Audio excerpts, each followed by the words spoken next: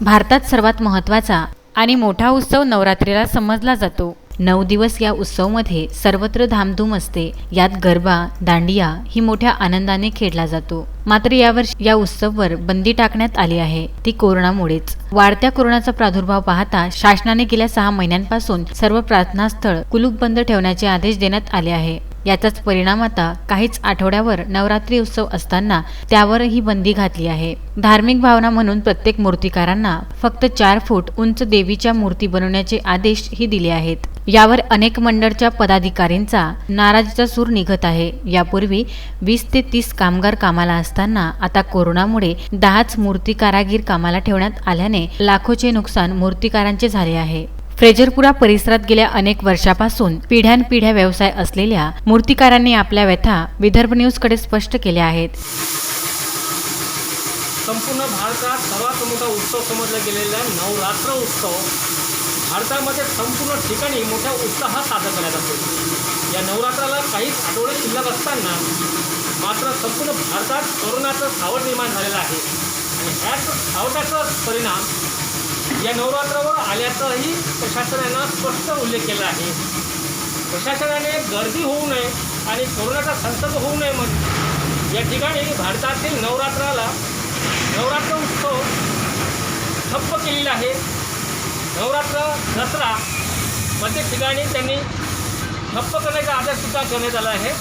कोणत्याही ठिकाणी यात्रा भरू नये असा स्पष्ट आदेश सरकारने प्रत्येक विभागाला दिलेला आहे आणि याचाच परिणाम भारतामधील अनेक व्यावसायिक मूर्तिकारावर सुद्धा आलेला आहे। ज्या मूर्तिकाराकडे अनेक नागरिकांचं या ठिकाणी नुकसान झालेले या ठिकाणी स्पष्ट होत आहे। कोरोनामध्ये फक्त 4 फूट उंचीचीच मूर्ती बनवण्याचा आदेश या ठिकाणी देण्यात आलेला आहे आणि यामध्ये मूर्तिकारसुद्धा करणार तरी काय, ज्यांचं पोट या मूर्तीवर सुद्धा अवलंबून असताना याच मूर्तिकाराकडे अनेक या ठिकाणी कलाकार मूर्ती करण्याकरिता या ठिकाणी उपजीविका करत असतात आणि याचाच परिणाम संपूर्ण मूर्तिकारावर आलेला आहे। दर्शकांना आपण पोहोचलेला आहे अमरावती शहरातील फ्रेजरपुरा वस्तीमध्ये। या परिसरामध्ये अनेक मूर्तिकार अनेक वर्षापासून अनेक प्रकारच्या मूर्त्या बनवत असतात आणि आपली उपजीविका करत असतात। आपण या ठिकाणी एका मूर्तिकारांची आपण स्पष्ट उल्लेख करूया आणि त्याची बातचीत करूया। काय नाव आपलं? माझं नाव चंद्रशेखर रघुनाथ गोरले, फ्रेजरपुरा बायपास घर आहे आपल्या रोडवर। बोलू भाऊ, मला एक सांगा, तुमचं मूर्तिकाराचा व्यवसाय किती वर्षापासून सुरू आहे? बरेच वर्ष झाले, 20 वर्ष झाले करीब केले। मी 15 वर्षाचा तेव्हापासून मूर्त्या बनवणं चालू आहे। काय उत्पन्न मिळतं तुम्हाला? त्याच्यात मिळते आम्हाला तरी 25% मुनाफा होते, पण यावर्षी असं झालं लॉकडाऊनमुळे आम्ही माल लॉकडाऊनच्या पहिलेच बनला होता आमच्याकडे माल, पण आता सरकारनं आम्हाला आदेश दिला आहे की बा 4 फुटाच्या वर मूर्ती नाही पाहिजे, तरी आम्ही 4 फुटाच्या 4.5-5 फुटाच्या अंदरच मूर्त्या बनवून त्याचा बी समजा आम्ही नियम पाळला आहे की आम्हाला बा जास्ती मोठी नाही बनवायची। मोठ्या मूर्त्या जेवढाही होते आम्ही तेवढा ठेवून दिला आहे। बाकीचे 4 ते 5.5 फुटाच्या अंदरच्या मूर्त्या आहे, बस तेवढाच आम्ही बनवून राहिलो आणि आता पेंटिंग वगैरे चालू आहे आणि आम्ही चांगल्याच भावात होलसेलच्या भावात माल विकतो आणि यावेळेस पण करोनाच्या वजन जास्ती मार्केटमध्ये धंदा नाही, व्यवसाय नाही आहे, तर कमी भावातच माल विकून राहिलो। आपल्या मूर्त्या कोणकोणत्या गावात असतात? आमच्या मूर्त्या बऱ्याच ठिकाणी म्हणजे नागपूर, तिवसा, यवतमाळ, मार्डी, पुरा, आणखीन भातकुली, लोणी टाकळी, मेरा, अमरावती, शेगाव, कटरा नाका, मोतीनगर, कलोतीनगर, आणखीन बरेचसे ठिकाणी आहे। आता तेवढं मला बी आठवण नाही आहे। आता आपल्याकडे कामगार असेल? हां, आमच्याकडे कामगार त्याच्यापूर्वी किती कामगार होते आणि आता कोरोनामुळे किती कामगार आहेत? पहिले 20 कामगार होते, आता फक्त 10 ठेवले आहे, बस बाकी अर्धे बंद करून टाकले आहे। काय सांगा, आपलं नुकसान तर झालं असं काही? नुकसान झालं, भरपूर नुकसान झालं आमचं। जेवढं समजा हर वर्षी आम्ही त्याच्या वर्षात जेवण खाणं पिणं वर्षभर चालते, तेवढं यावर्षी काहीच नाही झालं। मुद्दल पण निघाला नाही, जेवढा पैसा आम्ही लावतो ना तेवढा पण नाही निघाला, नुकसान पण झालं आहे। आमची अशी विनंती आहे बा सरकारचे किंवा काही होईल सरकारकडून आमचं नुकसान तेवढा भरपाई देते, कास्तकारसारखं आम्हाला देणार पण तेवढं आहे बा, बाकी काही म्हणणार नाही आहे। ठीक आहे। या मूर्तिकार बोरुले यांनी स्पष्ट उल्लेख केलेला आहे की अनेक नुकसान या कोरोनामुळे मूर्तीचं झाले आहे आणि या ठिकाणी जेव्हा 20 ते 25 कामगार असताना आता फक्त 10 कामगार उरलेले आहेत, म्हणजे थेट कामगारांचं सुद्धा नुकसान झालेलं आहे। आपल्या उपजीविकेचं या ठिकाणी जे स्थळ असलेलं मूर्ती बनवणं आणि आपली उपजीविका करणं हे साधन असताना या कोरोनाचा सावट परिणाम या उत्सवावर होत आहे. कॅमेरामन प्रदीप इंगोलेसह मी अजय शृंगारे, पाहत रहा विदर्भ न्यूज, अमरावती. येथील मूर्तिकारांनी बनवलेल्या मूर्त्या अमरावतीसह तालुक्यातील अनेक ठिकाणी तसेच नागपूर, चंद्रपूरमध्ये पाठवल्या जाते. एवढेच नव्हे तर परराज्यात येथील सुंदर देवीच्या मूर्तींना मोठी मागणी असते.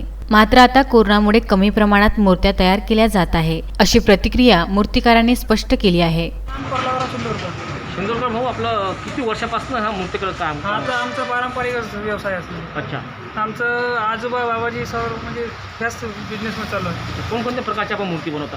आपण सर्वच प्रकारच्या मूर्त्या बनवतो सर. अच्छा. गणपती राहते, लक्ष्मी राहते, दुर्गादेवी राहते वगैरे सर्वच.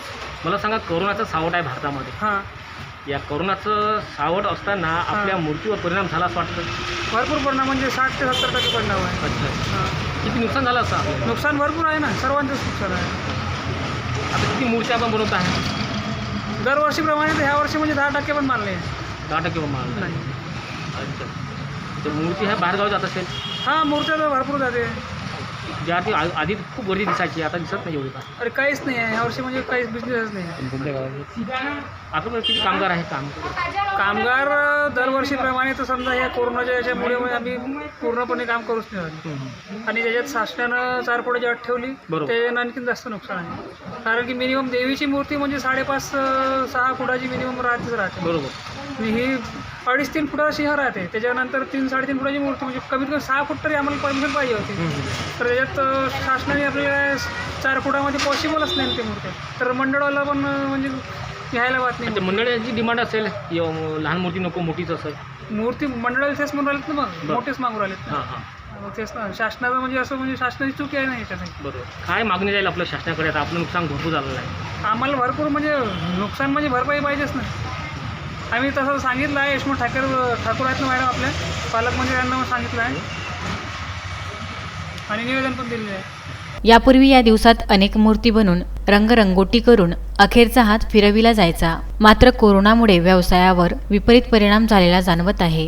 या दिवसात मात्र रंगरंगोटी न करता फक्त देवी मूर्त्याच तयार झालेल्या आहेत. दुसरा व्यवसाय नसल्याने हाच व्यवसाय करीत असल्याची खंत ही मूर्तिकारांनी व्यक्त केली आहे. शासनाने नुकसान भरपाई द्यावी अशी मागणी मूर्तिकारांनी केली आहे.